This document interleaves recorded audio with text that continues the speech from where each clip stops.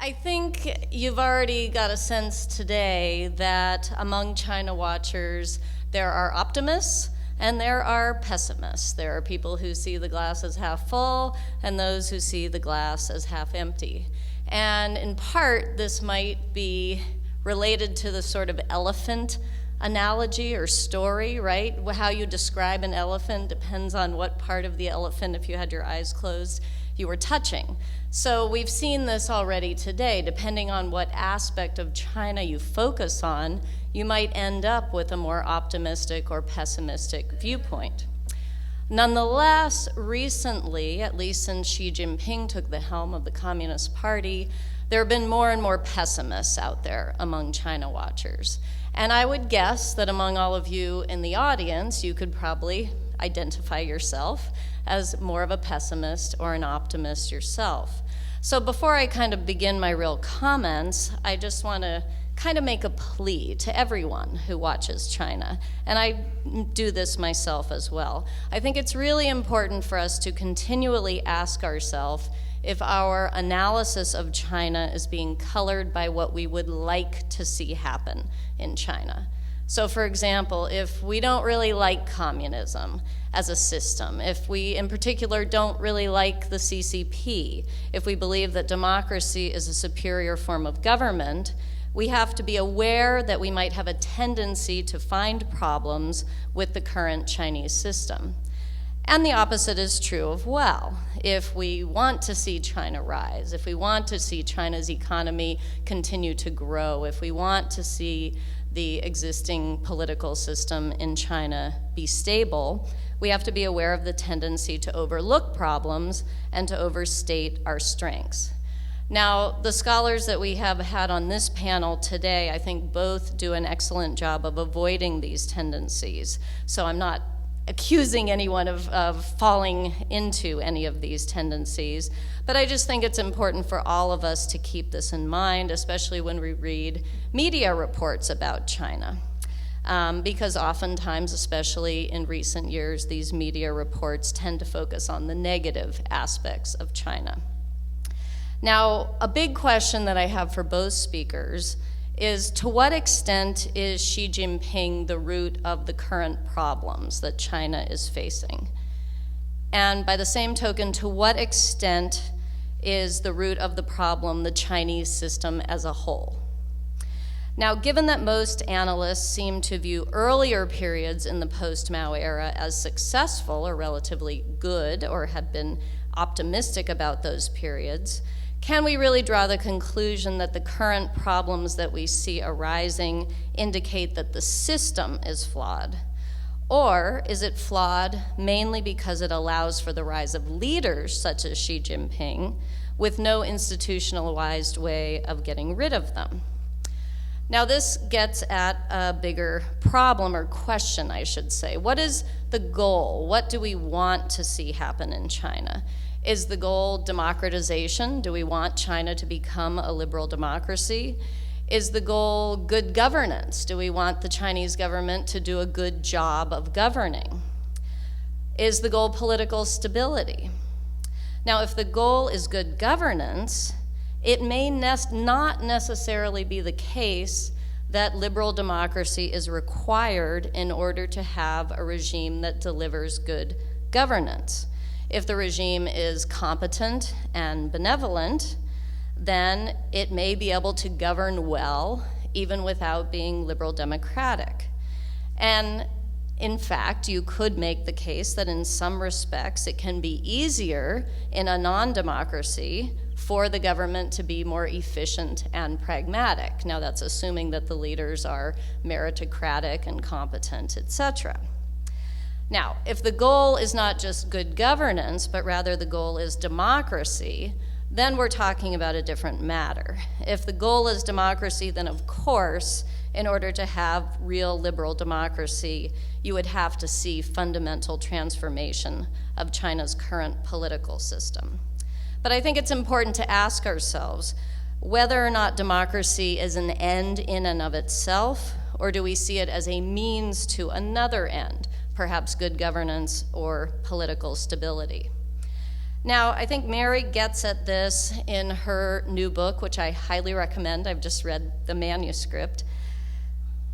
In Gallagher's treatment, the goal is good governance in the sense that workers, who are the vast majority of the working age population, have decent lives. So the question is, to what extent is the current system of labor protection in China working effectively?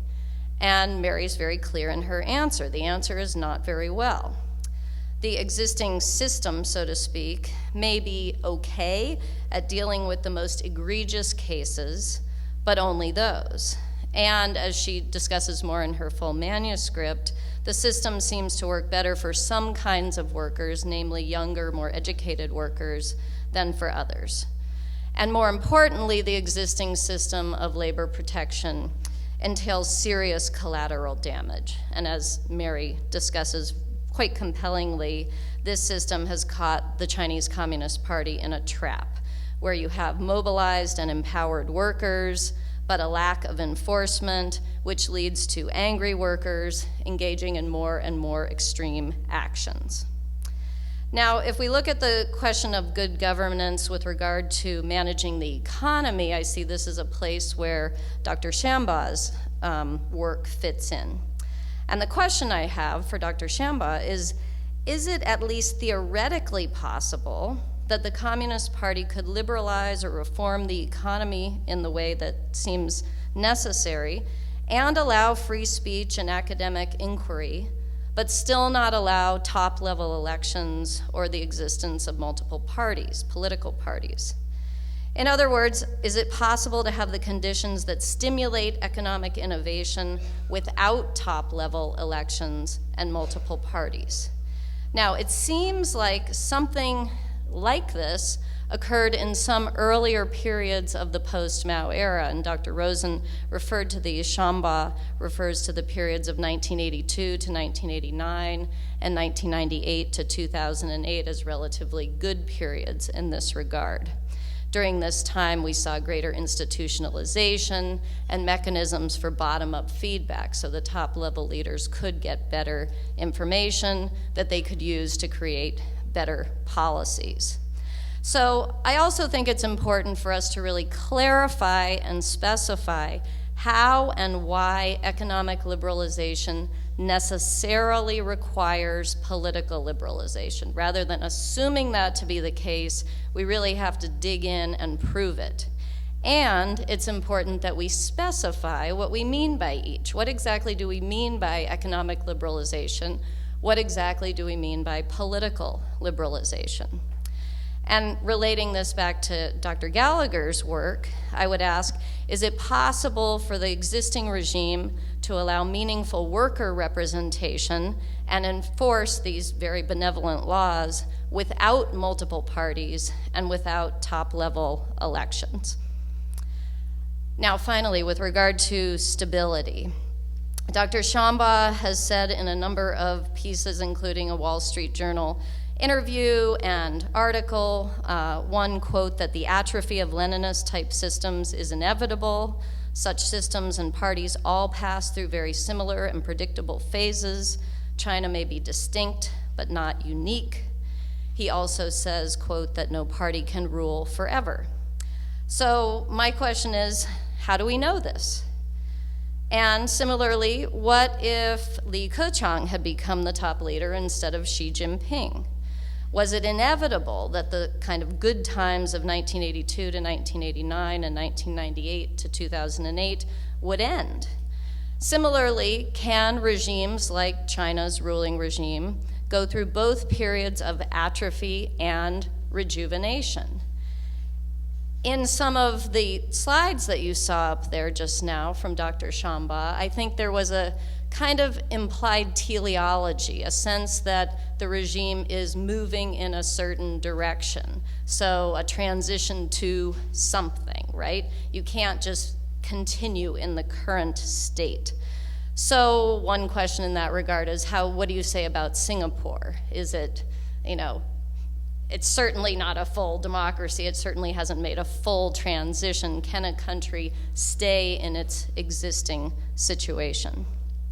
I would also say with regard to stability that people's view of their government typically comes down to whether they feel their lives are improving, that they are happy with the way things are going. And this includes their own material situation, their environment, their infrastructure, healthcare, education, etc.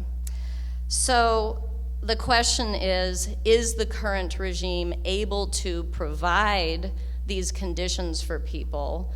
And if not, what kinds of changes would be necessary? So overall, I would like to hear Dr. Shamba and Gallagher express their thoughts on whether or not it's possible for the Chinese Communist Party to provide good governance and enjoy stability without becoming a liberal democracy.